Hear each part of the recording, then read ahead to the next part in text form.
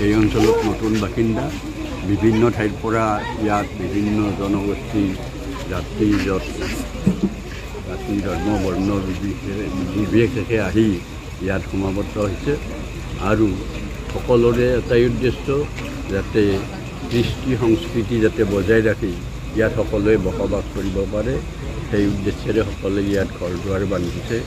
আৰু 2013 চনৰ পৰা আমাৰ এই শাৰদীয় দুৰ্গা পূজাখন ইয়াত অনুষ্ঠিত কৰা হৈ আছে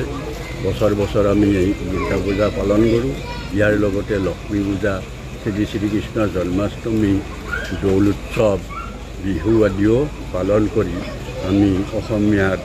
সংস্কৃতি বজাই ৰখাৰ বাবে সমূহ ৰাইজে চেষ্টা কৰি থকা হৈছে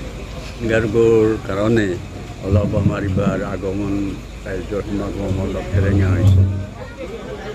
পুষ্পাঞ্জলি দিছে জুবিনৰ তাত আহি সকলোৱে জুবিন গাৰ্গক পুষ্পাঞ্জলি দিছে ৰাতিপুৱাৰ পৰা ভক্তৰ সমাগম হৈছে আমাৰ এই অঞ্চলটোৰ সাধাৰণতে আমি যদিও নতুনকৈ আমি উঠি আহিছোঁ তথাপি আমাৰ সকলোবোৰ মানুহৰ মাজত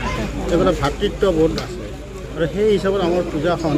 যদিও আমাৰ জাক জমকতা সিমান নাই তথাপি আমাৰ পূজাখন অতি সুন্দৰভাৱে আধ্যাত্মিক দিশত অতি সুন্দৰভাৱে আমি পৰিচালনা কৰি আহিছোঁ আমাৰ মহিলা সমিতি আছে তেখেতসকলে ৰিচিপশ্যনত দায়িত্বটো লয়